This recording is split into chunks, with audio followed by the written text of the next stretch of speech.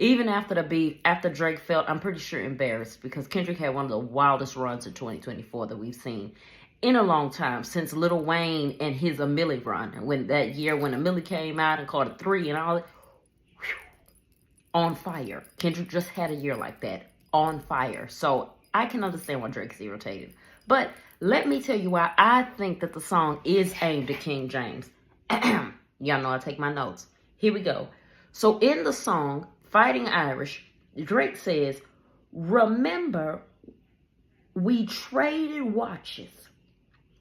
I gave you that Arabic dial. You gave me a numbered edition. You would even check up on my son like a pediatrician. Sure convinced the gang this shit was rooted in love when it really isn't. Now I know Kendrick ain't never called and checked on Lil Bitty Drake. Now I know Kendrick has never given Drake a watch either, and vice versa. So I know it's not aimed at Kendrick.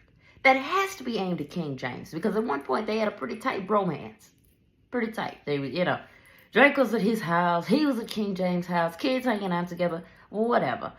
So now I think that he's mad at his bro, because the freestyle has some other heavy hitters in there that, a lot of people like it. I think it sounds like early Drake, successful Drake, Houston, Atlanta, Vegas Drake, when he was really coming out with all those hits. And no disrespect for Drake at all. The freestyle is decent. But, he took it back to timestamp Drake, where he always had a time and a story to tell in these freestyles and songs and things like that. So it's okay. I'm going to let you all go listen to it. If you didn't know he dropped that, he did. And from your own opinion, I'm not here to beat up anybody. I'm just letting you all know what's out there so you can go ahead and give it a listen, okay? But I do think it's about LeBron James. Once you listen to it, come back to this video and comment how you feel. Let's move on to Lil Baby. Lil Baby dropped the album Wham. Underwhelming, to say the least. Underwhelming, to say the least. To me, I listened to the album. It sounds like a lot of his other albums.